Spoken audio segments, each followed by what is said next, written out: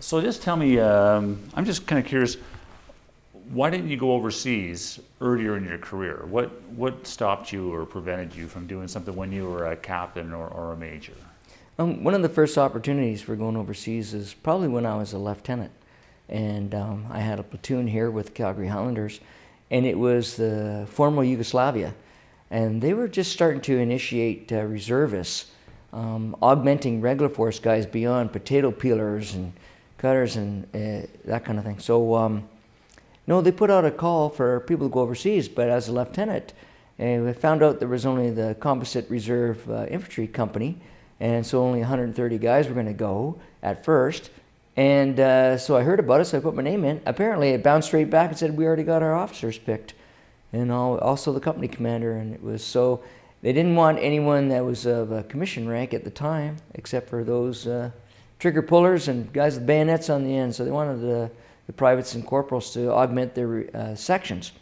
And it was Bosnia and Herzegovina that probably meant a lot for the reserve world, because they did so well over there. And the Calgary Highlanders that served over there and Medak Pocket and subsequent actions that were there did extremely well and brought their civilian talents along with their many Army talents into the fray, which was excellent for them.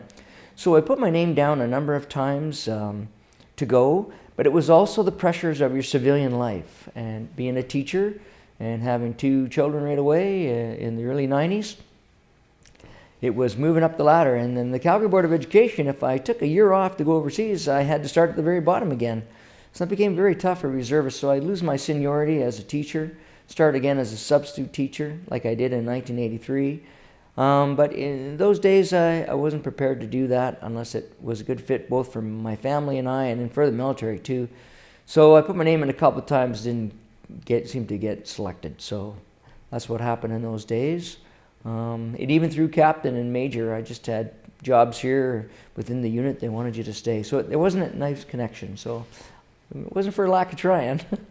So what was it like as a progressively more senior officer? Now you're watching the corporals and the master corporals coming back with this serious experience from the Balkans, for example, and you don't have it yet. What do you think of that? Yes, that weighed on my mind quite a bit. When you have these very experienced corporals, master corporals coming back, and even young sergeants coming back, and it was a matter of in a leadership position, whether I was the company commander or two, I see the company commander and on. I even the OIC Armory here and ran the battle school in Alberta too as a major. And so we started to get the extreme good talent here. But what we did was just talk to people and ask them and have them fit into the scheme of developing our training plan and to add things to it or to make corrections to things that weren't absolutely 100% real, what it would be like in real life. And we added and built that in.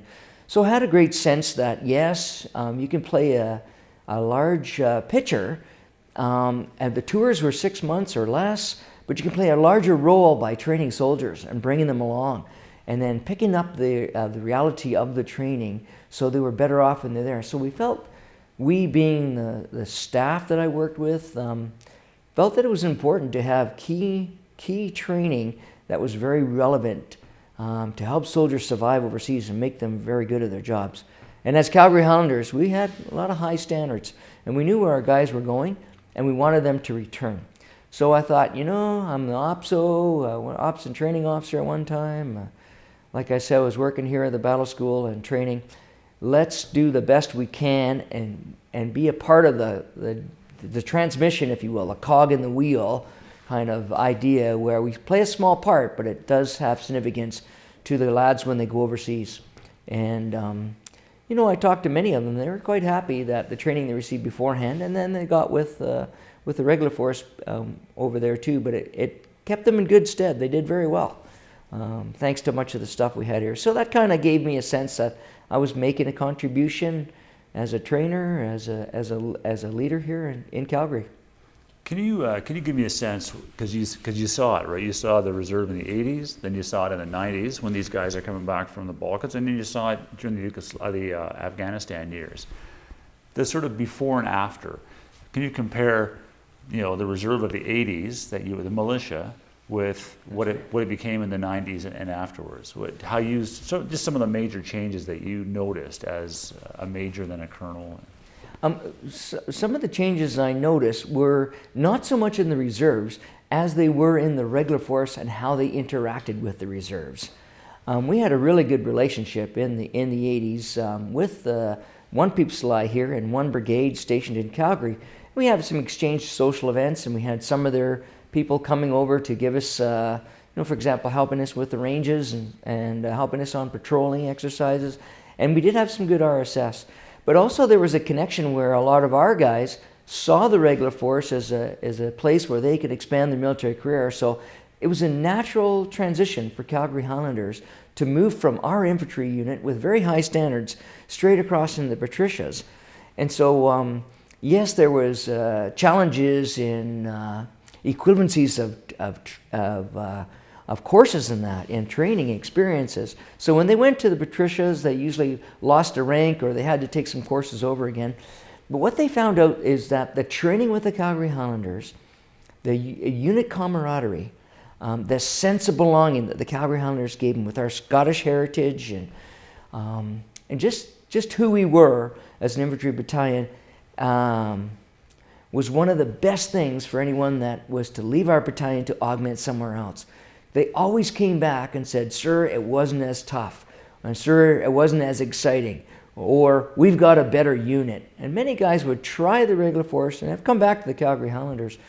I saw that change from the 80s to the 90s fairly smoothly.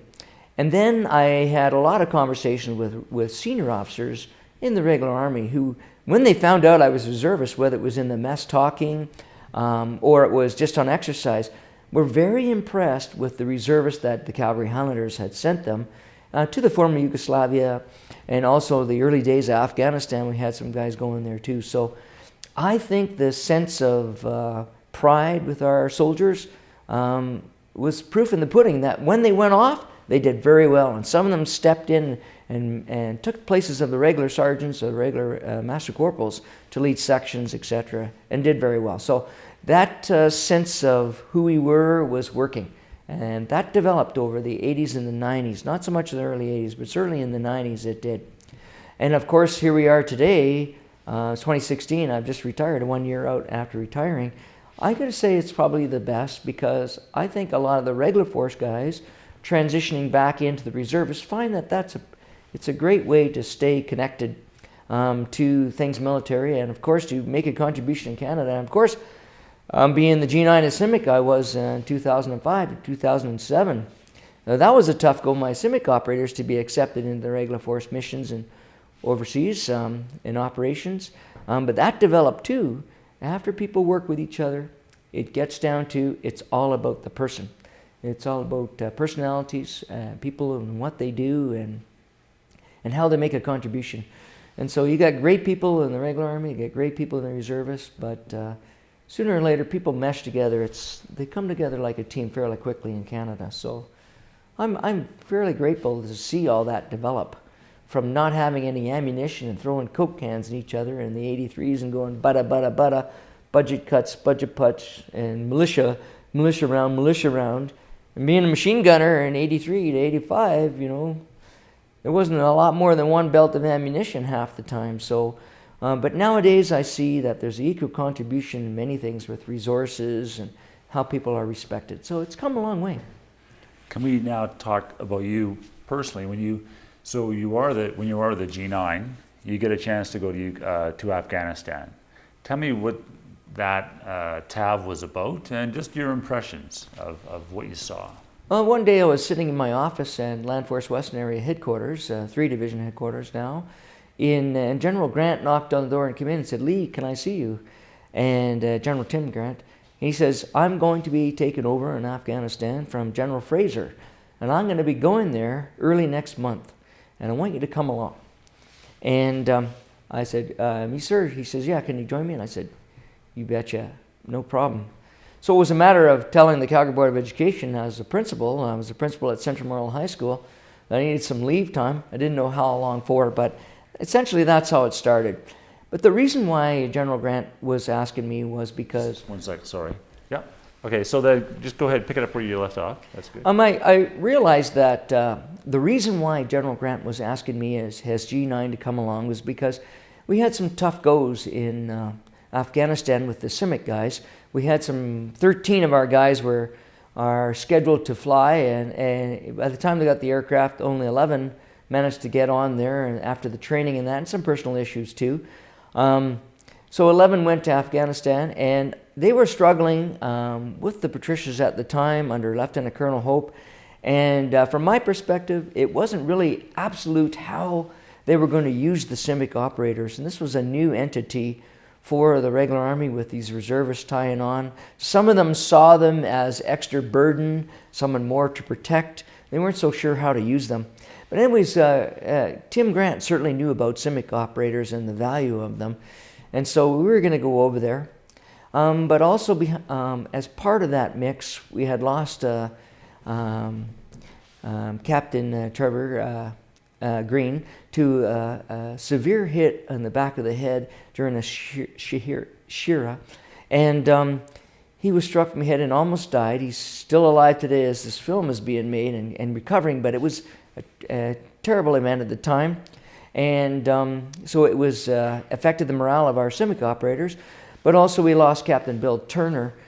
Bill Turner was working for General Fraser as a CIMIC operator and went to a large meeting in Afghanistan with some of the senior people there. And on the way out, General Fraser was lifted out in his helicopter, and instead of his G-Wagon of the day. And so Bill Turner got back into the G-Wagon to ride back with the MPs, and all 4 of them were killed by ID, and which was terrible too. So those events happened in a very short time. So we went from 11 to 9, and then we had some other incidents over there with guys that had to be pulled out due to various reasons. So I had asked to go to the PRT, Provincial Reconstruction Team in Kandahar with General Grant. And so I did go there, and I met our operators that were there. So it was part of the thing for the leadership here to get an understanding what it's like on the ground there. So that was my TAV at the time. I left on a Friday night, came back the following week on a Sunday, and then it was 8 degrees and raining in Edmonton, where I flew from, cold, and landed in Camp Mirage. It was 48 degrees above, and into Kabul, and then into Kandahar, and the next thing you know, I was out at the PRT there for some time. So it was an exciting time. Lots of neat things happened in a few days that I was there. So what's that? I mean, that's a huge kind of culture change, temperature change. You're dropped into the middle of the Afghan war. What were your initial impressions when you hit the ground? My initial impressions is to say to myself, fall back on your discipline, fall back on your training. And it's perfect, because you always wonder why when you recruit, why you do that drill periods for an hour, like learn how to salute or take apart your weapon many times over and over and keep it clean. Everything seemed to come together.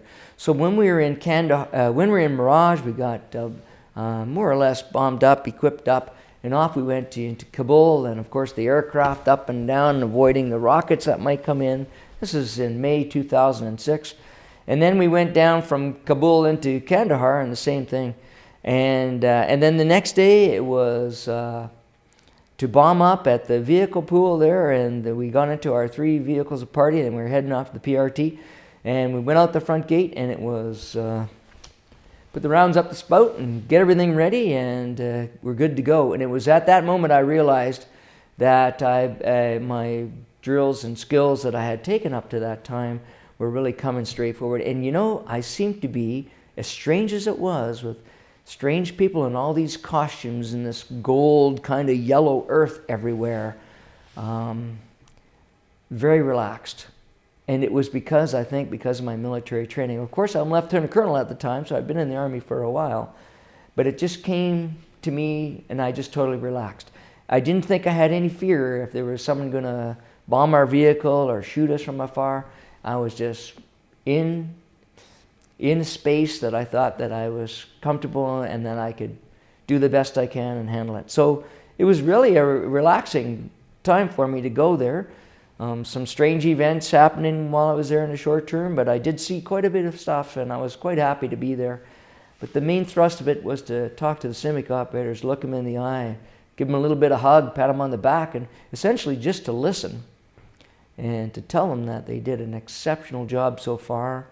Very proud of them. You know, we were a tough team, and they did well. They did very well. What kinds of things were they telling you when you were there? You're there to listen to what they had to say. What were their concerns? Well, if you akin a CIMIC team, civil and military cooperation team, to a foo party from the artillery. A foo party is a highly specialized technical group of people that is a tool for the commander and can really bring some extra punch to the fight. And they are invaluable. Now, at the time, I'm not so sure many of the regular force in the field operators command knew exactly that same kind of relevancy of a CIMIC team. The CIMIC team is the face of the commander in the theater. They can talk to you, man. Some of them have different languages. They are project managers. They have a little bit of financial background. They can help discuss things. And for the most part, they're civilians with an extensive amount of civilian experience. We had mayors, we had police officers, we had firemen, we had journalists and educators like myself, and you could go in and talk about setting up schools, setting up their infrastructure. So, you know, the value of a CIMIC operator was tenfold to a commander. And I believe it took a little while for them in Afghanistan, maybe one or two rotations, to realize the value of the people they had. And the good example of that, the friction I got as the G9 back is, I get some emails and some secure means, and they were using some of the CIMIC operators as in the tower at the PRT as simple guards, which was, okay, fine, if everyone has to take a turn, the CIMIC operators did that, but they're not people that just count the socks and sort out boxes. They're highly trained, very valuable people and needed to be used differently. And I think after a while they certainly were. And I believe to this day now people will not do without a CIMIC operator because they are a great tool to have for the commander. If there's a problem, a vehicle hits a building, knocks down a small wall or something, or runs over a goat, and someone's complaining, it's the CIMIC operator that'll jump off the top of the vehicle or out the back and go and talk to the local populace and say, here's how we can help, and be the voice of the commander. So it's a really great thing to have. And it was in those days, those early days of 2005 to about 2007, where the CIMIC operators were really involved with Afghanistan and started to prove their worth over there. Does just last question for this portion, but is there one day or one incident that stands out for you in your 5 or 6 days on the ground there? There was a day that I was at the PRT, and we had arrived there real early in the morning, and I went into the CIMIC office, and I talked to the CIMIC operators, and they were absolutely drained of energy. There was a lot of tense activity going on, in April and May of 2006 and June, and they were in the middle of it, and they were almost confined to the PRT and felt like they needed to do their job. They needed to help out of the hospital, help out of the Ministry of Education and stuff. They were very depressed. So I was sitting in the office and talking to them there, and there's a long banging on the door, and I believe it to be the PRT adjutant or just a captain and a staff officer, and who knocked on the door and said, Colonel Villiger. Yes. General Hillier wants you in his meeting. So I had known that General Hillier was there at some time that day. The helicopter, I could hear it, bring him in. And General Hillier wants me in his meeting. Well, I'm a lieutenant colonel from Calgary, G9. What does the Chief of Defense Staff want me for? Essentially, I was with General Grant, of course, and General Grant is being part of a briefing for General Hillier. So we went over to the briefing room, and I was invited to sit down, and I was met by General Hillier and the others in the room, and sat down and just simply for the next hour listened to this very confidential meeting, a top secret meeting about some of the issues that were going on in Kandahar province at the time. And that was a very exciting day for me. And at the time, and I thought, wow, here I was as a school principal. Now I'm in a top-level executive meeting over in the middle of Afghanistan. And the meeting was over, and we went for lunch. And then right at lunch, the aircraft came in. It was an old Chinook. It looked like an old Chinook helicopter. And it was coming into the middle of the PRT. And there's lots of activities, because lots of these white small Toyota pickups were coming into the PRT too. And so people sitting around were eating, went out to the porch there a little bit and to look at the activity. And it was General Karzai, the president of Afghanistan at the time, arriving with, I call him, maybe about 30 of his, what I call, local protection team, or / hoods. They looked like quite a tough group of people, all of them with beards, but they were carrying all sorts of weapons, on their shoulders, handheld weapons, heavy weapons, machine guns. And they came out the back of the chopper, and they more or less made a small circled area around here. It wasn't a secure area, the PRT, full of Canadians. And these guys are acting like they're coming into some kind of hot zone. But that was okay. So it was interesting to see. And of course, the chopper was spilling up the dust, and it must have been 45 degrees above Celsius, so it was pretty hot. And it turned out to be that General Karzai was showing the local populace that the hospital that was built in Kandahar was now going to be open and run by Afghans. And so he was going to go there to cut a ribbon or so. So Charlie Company at the time, when I had just come in and had gone through a big fight, was resting. And they were mobilized to be part of the escort. So they got in their labs and what other vehicles they have that, around at the time. And off they went to escort Karzai down out through the main gate. And all these white pickup trucks with all these strange-looking characters sitting in the back like this with their weapons. And it was a funny scene to see at the time. There was no incidents that day. There was no trouble. But it was a hell of a lot of activity for a fellow coming out of the city of Calgary. And a few days later, he's right in the mix of it with General Villiger and General Karzai.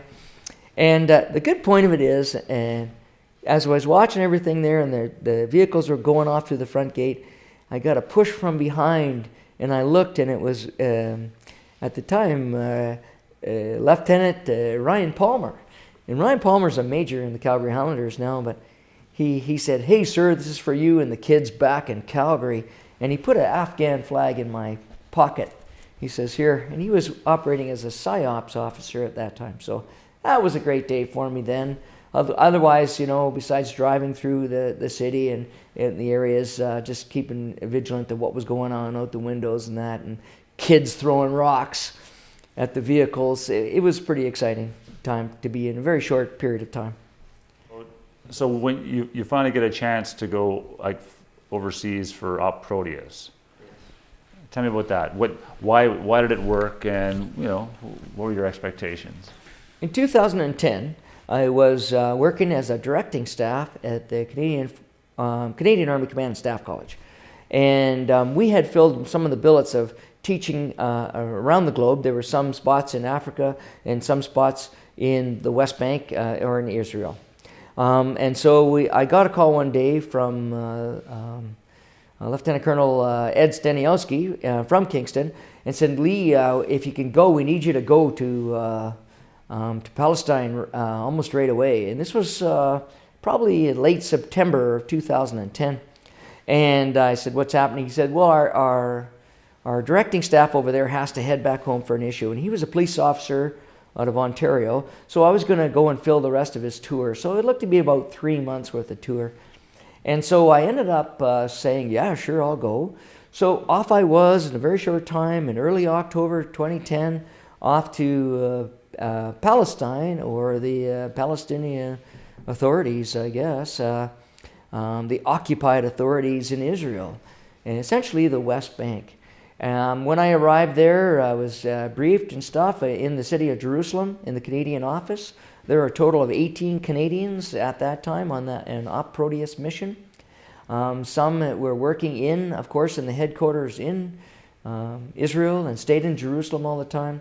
And there was one team that went out, and we were setting up the joint operation centers throughout the West Bank that the Canadians had they had the privilege of designing and building those for the Palestinians in the West Bank. And myself and Colonel Peter Scott from the 1 RCR were what we call the Warrior Road Team. And our job was to instruct Palestinian security forces in the West Bank. And so we were stationed out of Israel, but we lived in the city of Ramallah. And we lived in an international community there. It was a guarded community with police at the front and guarded gate community. And presidential guard on the streets, almost at every light post, all the way around the streets in that area. So Peter and I, we lived in a small apartment there. It was actually quite nice. It had most of the modern things that you need, like a fridge and a stove and couple of bedrooms. It was really nice. It was comfortable, although it was run down and worn out a bit, not a lot of money put to it. But that's where we worked from in Ramallah. So and our job was we left from Ramallah and we were teaching at the Presidential Guard Camp in the city of Jericho. So we traveled each day, and we worked pretty well 5.5, sometimes 6 days a week. And we traveled from Ramallah over the hills down into Jericho and to the Presidential Guard Camp. And because we were Canadians, the unique thing is we could bring our armored vehicle into the front gate of the Presidential Guard Camp and park it over where our classrooms were set up. I believe this camp was built through American money at one time, but it was a fairly modern camp with some good classrooms. So we were there. Now the course itself was designed, it's called the Intermediate Leadership Training Course, and it was designed for Palestinian security forces. And that made up 7 different groups of security elements that came throughout the Palestinian area. So we have military intelligence, regular intelligence people on the streets in civilian clothing. We had the ambulance services, they were considered that too. The Presidential Guard was part of that. So 7 different entities came together. And it was our job in the Intermediate Leadership course to get them to work together, because before they were all independent. And so my serial was probably about serial 13 or 14 at this course had been run, and it was given to captains and majors of the Palestinian Security Force. They should have been able to speak some English, but of course, some English means hello, goodbye. So we had a translator who worked with me every moment of the day, especially in the classrooms. And so if I said something, just like I'm talking right now, he would yell it out beside me. Most of the time yelling in my ears, probably why I'm partially deaf right now. But so we taught the Palestinian Security Forces how the day went. Started at 7 a.m. We went for an hour briefing. There was a chief of police from England who was our chief instructor. And not all instructors are military guys. They were some police officers. In the international contingent, there were 2 Canadians, 2 senior Dutch officers, both lieutenant colonels, and 1 senior chief of police from Germany. And our overall head instructor was a police officer from Northern England. Then we had a Turkish officer there as administrative officer, and we had a British naval officer there. He was another administrative officer. Lo and behold, I don't really know what he did. So, and we met with these in the morning. We had our O group in the morning and talked about the day, issues and problems and things that were happening. And then the students started about 8:30. We got underway. The students would have 2 to 3 special lectures designed for them. And we sat in the back of the classroom as staff, and there were 50 students on this course. And a translator, we'd wear the headset. If the delivery of the lecture or the period, the special speaker was in Arabic, we got it all in English here, or we put them away if an English speaker at the front. I myself did one about military orders and delivery of information. So I did one of those one day. So you would take a 1-hour lecture, and then they would break up and go to their 5 syndicate rooms with the 5 international instructors. And we would oversee the how did the lesson go, what did you learn from it, and make it applicable to their here and now in Palestine.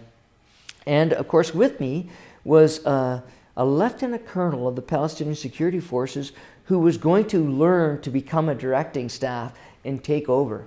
Well, apparently they had been doing this for maybe 6 or 7 serials and still not being able to totally take over. My job initially was to watch them and give them feedback, critiquing on their instructional techniques. But I ended up probably teaching 90 to 95% of the course. And just because whenever I gave the class back to them, the students would, they would almost break down and argue back and forth.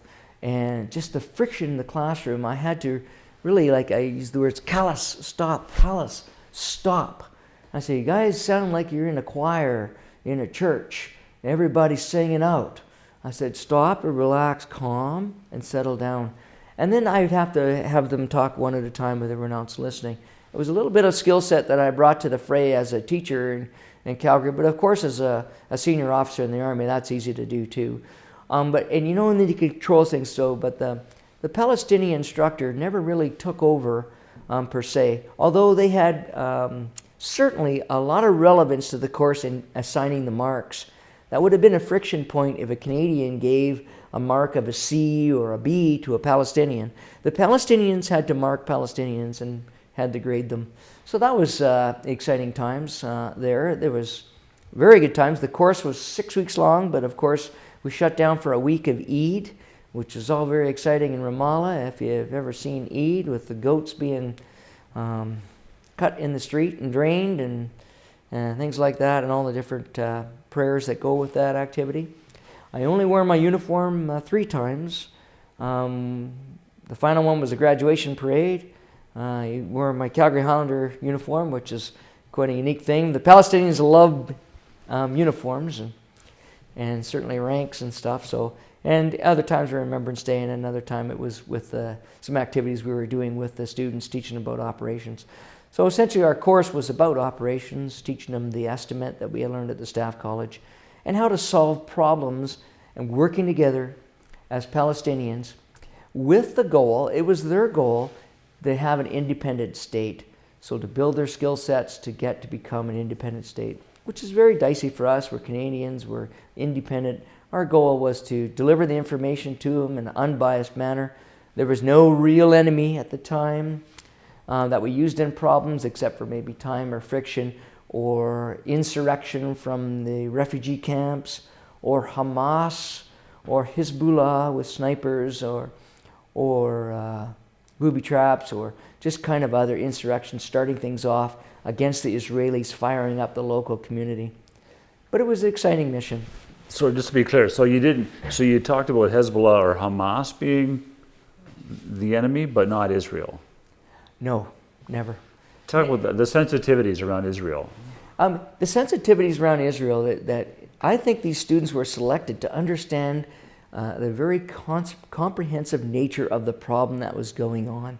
And the only way to succeed was not through bombs, was not through sniper work or knife attacks. It was to try to work with the Israelis. And a lot of the Israelis had a great sense too. The amount of money and friction and death and violence and destruction that went in this infalas, whatever they're called. It led to destruction, and it broke up people.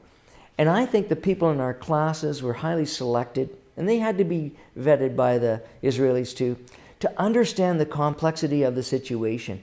And the way forward was through peace, was through working together. And the Israelis had set up some centers throughout the West Bank, and they worked together trying to solve problems of the local issues. And they knew, as Palestinian security forces, they had to, in order to push forward to the future, show that they could handle their own state, show that they can control the insurrection. Well, of course, on top of that was the hidden threat of all times of perhaps the Iranian presence, the Hezbollah, Hamas, or just the disappointed people of the world, the depressed people of the world who wanted to rise up and say enough already and cause some insurrection. We were very fortunate at that time. Most of the issues that happened were far away from Jericho and Ramallah, and they were in Jerusalem themselves, and also in outlying other areas, of course, in Gaza, which we were not allowed to go to Gaza as Canadians, which was fitting. But the problems were there, so we had to be ever so vigilant. What about, I'm curious, it's such a volatile part of the world. What were your attitudes towards the the Arab-Israeli conflict before you went, and then when you, at the end of three months, had your attitudes changed, and how?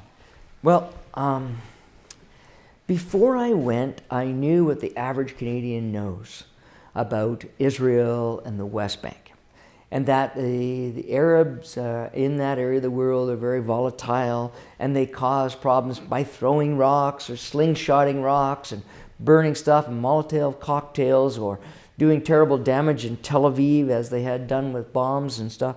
And I knew that there was a friction. But I said to myself, as an educator at the time, and of course I was lieutenant colonel, is to be open-minded. So I was reading some history of how it got to be where it was. And so I was, in a very short time, you remember that I found out in September that I was going there. Then early October, I'm preparing my weapons test and fitness test, and there I arrived on the 18th of October, in the actual classroom on the 18th of October. And so I had to learn a lot of stuff too. So I came in a very unbiased way. Plus, as part of our mission, we are Canadians who are neutral to everything. We were there on behalf of the Canadian government, working under the United States Security Coordinator in the area. And the 2IC of that mission was a British brigadier, and he was a great guy too. And so we were all briefed on being neutral and fair, because if you say things or do things that are inappropriate, you could fire up a nation, and these kind of things will hit the floor at the House of Commons. But so we're Canadians, we're pretty neutral on a lot of things, and I was open-minded to learn.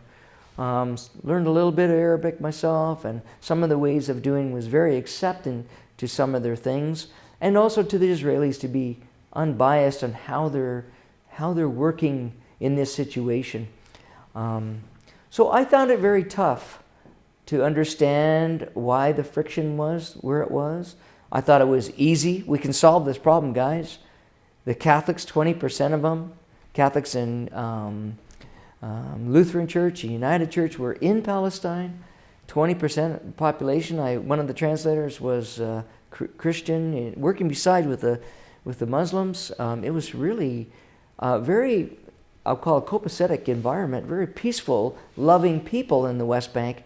In fact, it took me back because I had gone there not knowing what to expect. Of course, we had our flak vests in our vehicles, we had gas masks in our vehicles and our helmets, and we had no weapons. We weren't allowed to travel in the West Bank with weapons. So it was tough. So you wondered what's going on, what's going to come around the corner. Of course, there's destruction everywhere. Some beautiful homes with just leveled buildings, darkened buildings, rubble, garbage. It was a country that was beat up, yet trying to survive and come back. So you really wondered what it was like. The Palestinians, though, to us as Canadians, we drive up. We had a Mitsubishi SUV that they converted them into armored cars, and the front windshield, for example, was about 2 inches thick, and the doors were pretty heavy. You had to give it a kick to get the doors open and open them up. And we traveled around these gray vehicles with the Canadian flag on the side of the door. And people saw the Canadian flag as probably those that are there in Palestine to help them get better at their skill sets so they can have a good start at forming their own state, showing they could run their own country.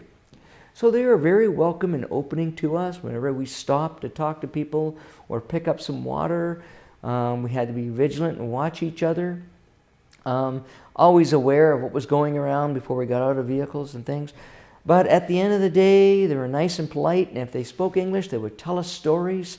They would show us keys from their mortgage and their property. It was amazing how they welcomed us, but of course it was through their stories. They wanted to share their perspective of why they're in that area of the world, more or less a country surrounded, a prison camp, if you will, a giant prison camp.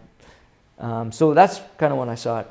And on the other hand, the Israelis, were spot checking on the highways, a check stop in the middle of nowhere.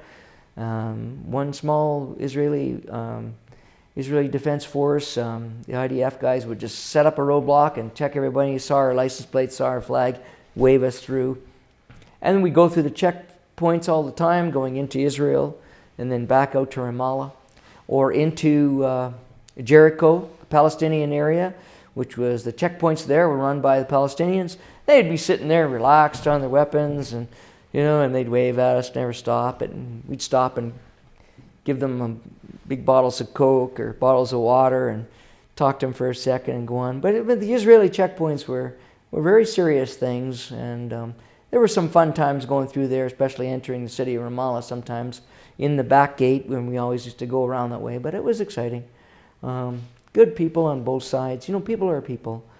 But at the end of the day, I thought, this is so complex, so beyond me, but I thought it was a rather simple solution. Why don't we just all get along kind of thing? And you can, because people have the same interests, the same goals, and that is about living a happy middle-class life with food on the table, safety and security, kids going to school, having clothes, doing the everyday living things. And that's what they all wanted to do. But there's some friction there. People didn't want others to get ahead. And yet on the Israeli side too, there were groups that really wanted the Palestinians to have a better life. So you kind of looked at it. You thought it was a great adventure, but on the other hand, it was pretty tough. There's lots of memories from what I saw in Palestine. How effective do you think the training was? How much did they get out of it? Or when you left there, did you think you made a difference, or that it fell short, or what was your sort of final assessment of what you had gone to do and how it had gone? I could tell you, Mike, from the day one we started with our students, their eyes were this big. They were calm. They didn't want to make eye contact with you. They looked away. There were a few confident ones that would come up to you and talk to you. Outside of the translators, there wasn't a lot of interaction between the students and them. Whoop, that's mine.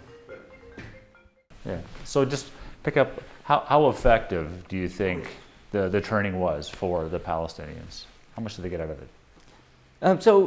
As I stated before, that the confidence level of them seemed to be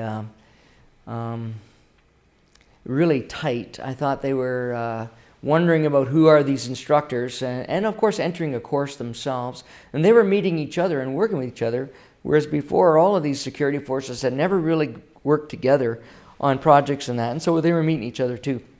But by the end of the 6 weeks course, and which was stretched out to maybe over 9 weeks or so, by the time it was over, they were extremely confident. They were talking and working together, they were networking, and they were realizing that the collective diversity of who they were. Now we talk about diversity within Palestinians was immense too. The collective diversity of who they were was actually their strength, and one of the key methods that they could use towards coming together for the creation of the Palestinian state. And they realized that the Canadians were there, and the Dutch officers and the British officers there too, and also our policemen from Germany were vital parts of their training. And they had great respect for us, and they showed us a lot of admiration, certainly as the courses went on.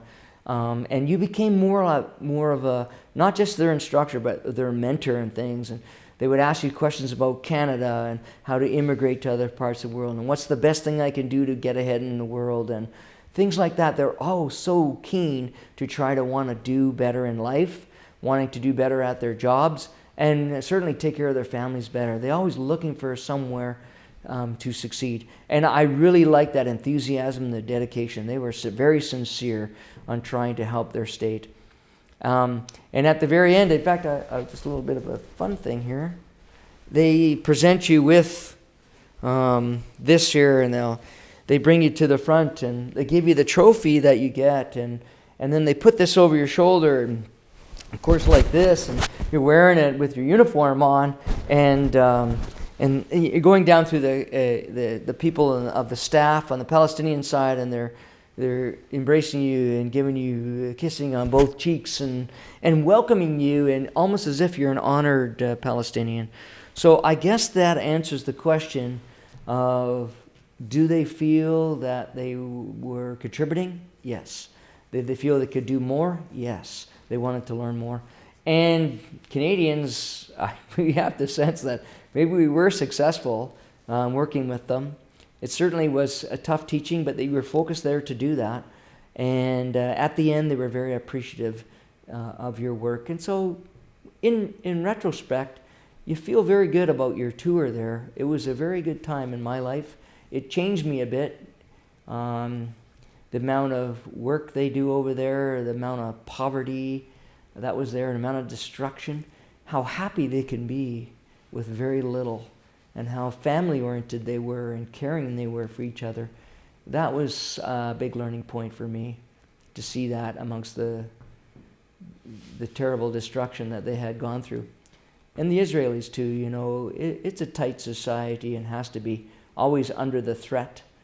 And not so much the Palestinians, but all those others that hate Israel. So you realize you're in that.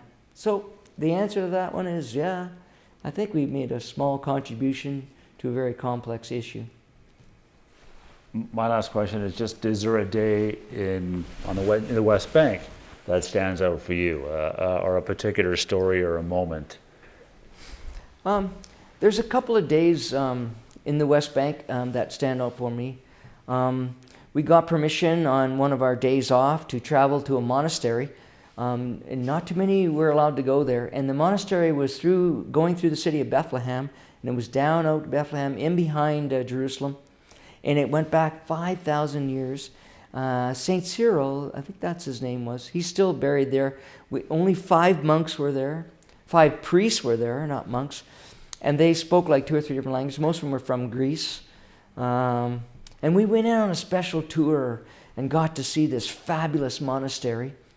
And we stayed there for a couple of hours, and very unique as an international community. Not many people were allowed inside. Women were not allowed inside. You weren't allowed to take photos, but I did ask permission, and they said yes. So I took a couple of photos in there. It was really nice and outstanding. But on the way out, we were driving through this windy highway road, and it was a Palestinian village on the left, another one up on the right. And this vehicle, this SUV, came around the road, and it must have been doing 100 kilometers an hour in a road that may be made for 30 kilometers an hour, and not enough for 2 vehicles. And I said to Peter, who was driving at the time, I said, well, this guy's going to hit us. And we bolted over to the side like this, into the bank, and I thought he was going to collide with us. It was a for sure thing. I braced for the impact. And I thought, our armored car hopefully protects us more. All that went through my head in like a matter of seconds. Then apparently this driver turned really hard to the right, and he flipped his vehicle. And I looked and I saw it in the rearview mirror. It was rolling down the road 3 to 4 times, flipping like this. And I said to Peter, I said, shit, he rolled it. And he looks out and we look out. I said, come on, I'll grab the medical kit. He goes, okay, I'll go see. So he jumped out of the vehicle. I jumped out. Dust all over, vehicles on its side. It was impaled by these pickets that came out from this farmer's field, like 6-foot pickets that we used in defensive systems. Was right up. 2 of them were right up through the vehicle. When we got there, the vehicle was on its side, and in the front seat was a woman just hysterically crying, and 2 babies were in the back in baby seats, still in the seats. And the gentleman got out, and he was furious. I'm not so sure how he got out of the vehicle. Maybe out through the top screen or something, or the top sunroof. And he was screaming and yelling at Peter as Peter was coming down the road, telling him, you caused this accident and everything. Peter goes, no, he was just yelling at us in Arabic. I don't know what he was saying, but he was very, very angry. And I ran down the road, and I had the medical kit. We had a very extensive medical kit. And of course it had the Red Cross on the front. And I tapped it and said, look, Red Cross, we're help. The baby's the mom. And he's like, no, get out of here. And it was a very terrible scene. And some Palestinians were stopping in behind. It was rather weird, and went all calm. And I had looked on the road, and off to the side there was a large rock, probably about 2 to 3 feet high and maybe 2 to 3 feet wide. And it had been overturned, and there was a snake there. And here I was in the Holy Land, and it was a snake, and it was up, and and it was in half, cut in half from the accident of the road. And I looked at it, and when I was trying to talk to this guy, and he's yelling, and he wouldn't help, and he got on his cell phone. Finally, he got his wife and his kids out of the car. And we're waiting, trying to help this guy. But long story short, other Toyotas showed up from behind, picked him up, and they screwed up. Well, we had one translator with us who phoned the Bethlehem police, and who arrived. And as they were on their way there too, the village up in the far right started firing off fireworks and other ammunitions into the air. And it forced me to duck down, like, what the, what are they doing? And they were shooting rockets and flares into the air. And I thought they were shooting at us maybe for a second. And being the infantry guy, I wasn't taking effective fire. And I looked at Peter and he goes, I think they're fireworks. So we went back. And the Bethlehem police showed up and pretended they were doing pictures of the scene. So I got my camera out and I took real pictures of the skid marks, the accident, and I told them through the translator that they had taken off. So we were told to go to the Bethlehem police station. We went there. We were there at about 1 in the morning, and what a shit pit of a place that was. And we filled out all these forms. They weren't going to give us copies, so I took my camera and I took it, and the translator, and I took a picture of the forms that we had filled out our witness statement to it, and then everything was fine. And then we left.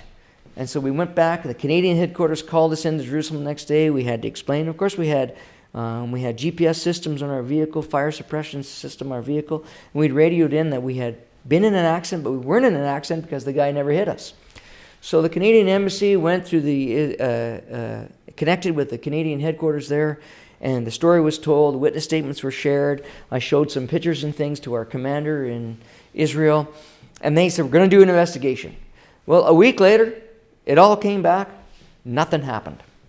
Not a thing. The Palestinian police, the Bethlehem police, had no records that there was any accident at all. Our vehicle was not hit, so we were just witnesses. We weren't in an accident. And so that didn't happen. And the Israelis had no information whatsoever. The local hospitals had no information. They never picked up anyone.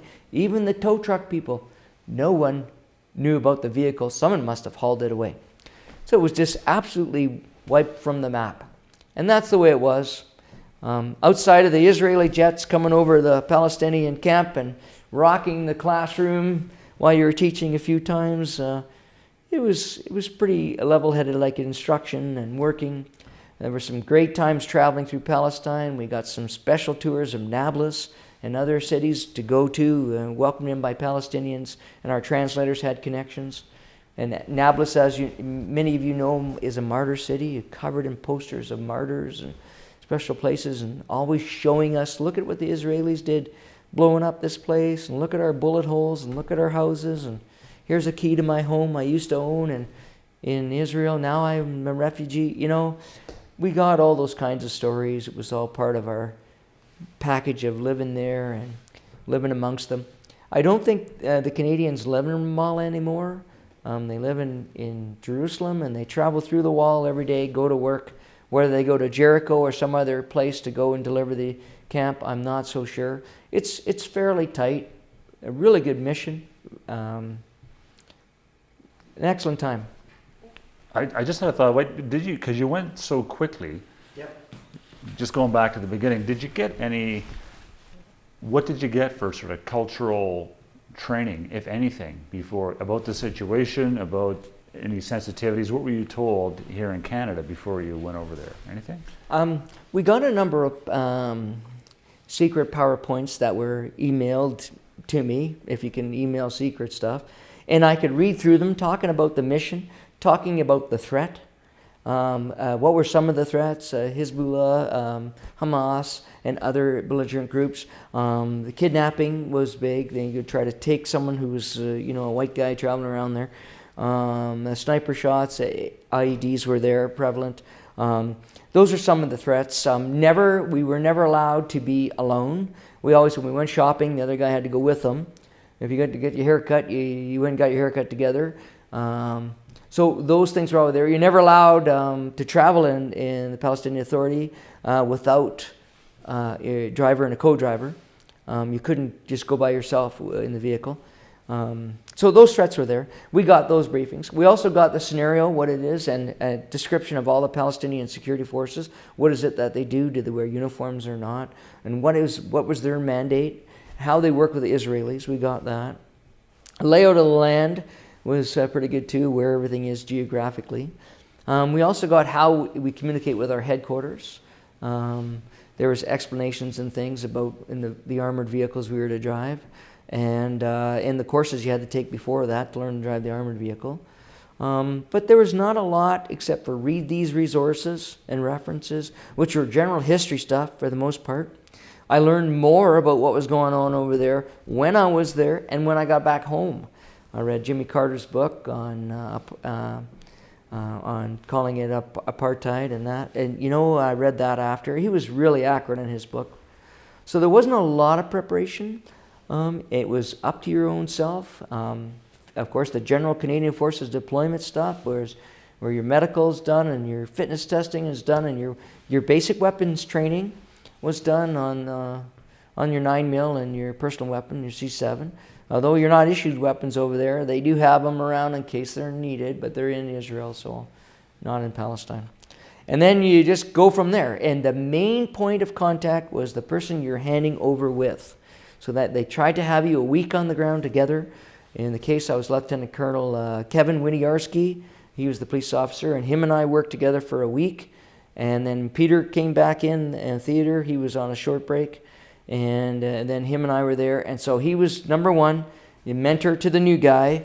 And if I had stayed on and Peter went back, and I would mentor the new guy, except they had closed the course for a little while, and then they started back up again. So that's how we did. Last question, is there anything I haven't asked you that you want to say before we wrap it up? Anything you haven't had a chance to talk about? No, I would say that probably the best learning as a soldier is one about working with people. And one of the best soldier skills you can have is not at the end of your rifle. It's about working with people. Whether it's a CIMIC officer or instructor at the Staff College, I work with many international students who have come to Kingston, and I told them stories and things that I share. They told me stories, and I picked up from their experience to tell the next group.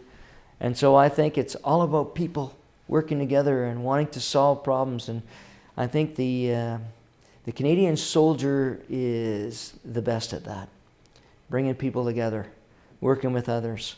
We don't really have a lot of interest to take over and to conquer or to tear apart or create friction. I think it's in our nature to bring people together, and we look for the best in people. So whenever I was in Afghanistan, or when I was in Palestine or in Israel, I looked for the best of people and I tried to draw it out. And if there was a lot of friction, then I tried to avoid or stabilize it to make sure we're moving forward together. So that's about it, Mike. That's great. Right on. Thanks.